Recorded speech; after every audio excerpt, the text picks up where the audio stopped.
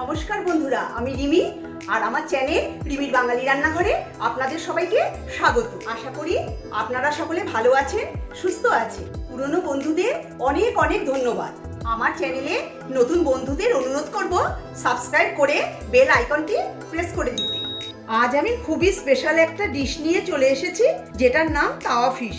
কিন্তু এই তাওয়া ফিশ রেসিপিটা আমি একটু অন্যভাবে বানাবো এবং তাতে এই রেসিপিটা আরো টেস্টি আর হেলদি হয়ে উঠবে। তাহলে চলুন দেরি না করে ঝটপট এই রেসিপিটা বানানো শিখে নিই।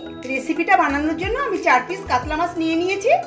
মাছের পিসগুলোকে ভালোভাবে ধুয়ে নিয়ে জল ঝরিয়ে রেখে দিয়েছি। সবার প্রথমে মাছ ম্যারিনেট করে নেব, তার জন্য একটা মিক্সিং বোল নিয়ে নিয়েছি। এবার এর মধ্যে দিয়ে দিচ্ছি এক এক করে 1 টেবিল চামচ আদা রসুন বাটা, একটা মিডিয়াম সাইজের পেঁয়াজ বাটা, দিচ্ছি 1/4 চা চামচ হলুদ গুঁড়ো, 1/2 চা চামচ লাল লঙ্কার গুঁড়ো, এটা দিলে স্পাইসি হবে, 1 টেবিল চামচ কাশ্মীরি লঙ্কার গুঁড়ো, এটা দিলে কালারটা খুব সুন্দর হবে, 1/4 চা চামচ জিরের গুঁড়ো, স্বাদ মতো লবণ, আর দিচ্ছি 1 টেবিল চামচ সর্ষের তেল। এবার সব উপকরণ ভালোভাবে মেখে নেব। এবার মাছের পিসগুলোকে এর মধ্যে দিয়ে মশলার সঙ্গে খুব ভালো করে মেখে নিতে হবে। আমি হাত দিয়েই মেখে নিচ্ছি। মাছের পিসগুলোকে মশলার সঙ্গে খুব ভালোভাবে মেখে নিতে হবে, যাতে প্রত্যেকটা মাছের পিসের গায়ে মশলা ভালোভাবে লেগে যায়। এবার এটাকে ঢাকা দিয়ে আধ ঘন্টা ম্যারিনেট হতে দেব।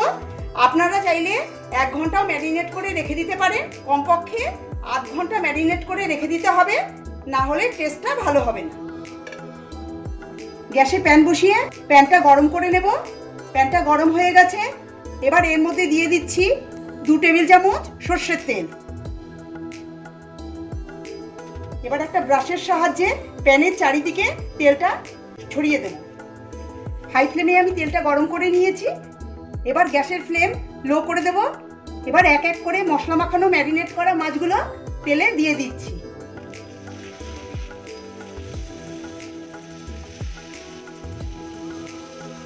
বাটিতে একটু মশলা লেগে রয়েছে, মশলাগুলো দিয়ে দিচ্ছি।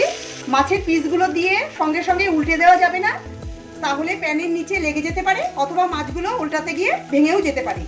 এবার ঢাকা বন্ধ করে লো ফ্লেমে 2 থেকে 3 মিনিট আমি রান্না করে নেব। 3 মিনিট পর ঢাকাটা খুলে নিচ্ছি।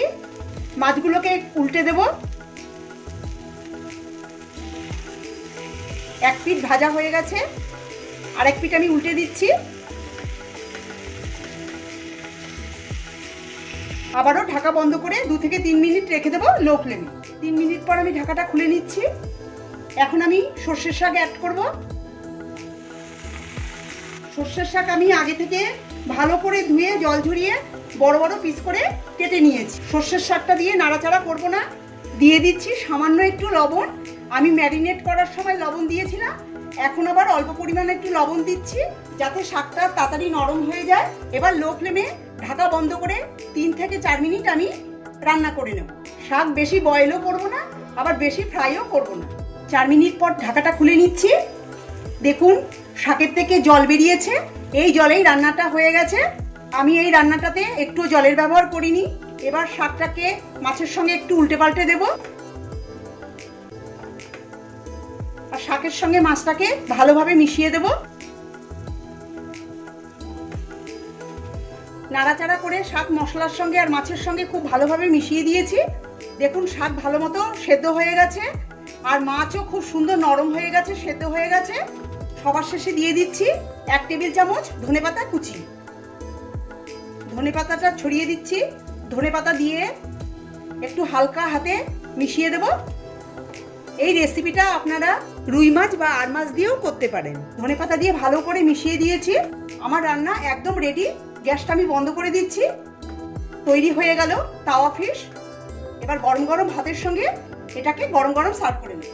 তাহলে বন্ধুরা, কেমন লাগলো আমার আজকের রেসিপিটা? নিশ্চয়ই একবার ট্রাই করে দেখবেন, খেতে দুর্দান্ত লাগবে। আমার অন্যান্য মাছের রেসিপির লিংক ডেসক্রিপশন বক্সে দেওয়া আছে।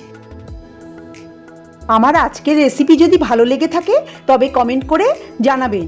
নতুন বন্ধু হয়ে থাকলে আমার চ্যানেলটিকে সাবস্ক্রাইব করার অনুরোধ জানালাম। পাশে থাকা বেল আইকনটি নিশ্চয়ই প্রেস করে দেবেন, তাতে আমি নতুন রেসিপি আপলোড করলেই আপনাদের কাছে নোটিফিকেশন পৌঁছে যাবে।